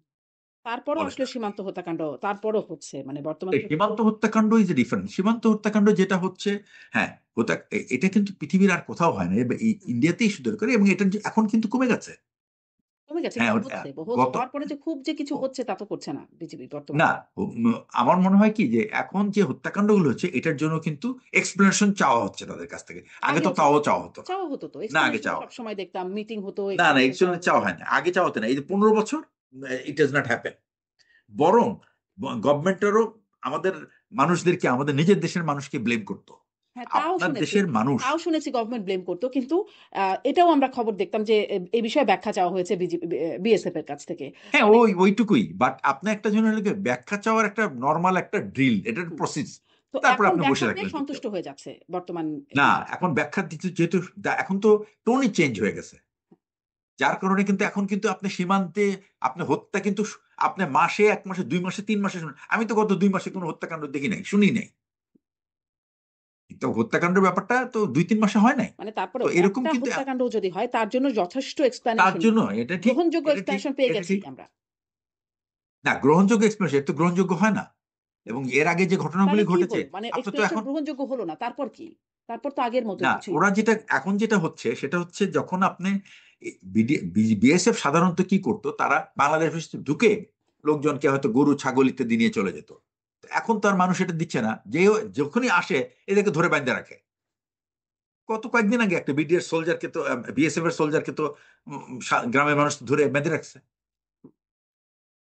জি, আমি তো আসলে এটাই সুতরাং প্রশ্ন এই যে, করছিলাম যে আমাদের মানুষকে যখন তারা গুলি করে হত্যা করছে তারপরে ব্যাখ্যা চাওয়া হচ্ছে, ব্যাখ্যা গ্রহণযোগ্য না হলে কি করা হচ্ছে? এই হচ্ছে আমি প্রশ্নটা করছিলাম যে কি করা অ্যাকচুয়ালি হচ্ছে? ব্যাকরণ যদি না হলে মানে একটা মানুষের যখন মেরে ফেলেন আপনি, অ্যাকচুয়ালি যে দেশেই হোক না কেন, মেরে ফেলার পরে তো প্রথম কথা হলো যে মারার জন্য যদি ওই দেশের সৈনিক দায়ী হয়, তাহলে হুম, তার বিরুদ্ধে মামলা করার অধিকার থাকতে হবে।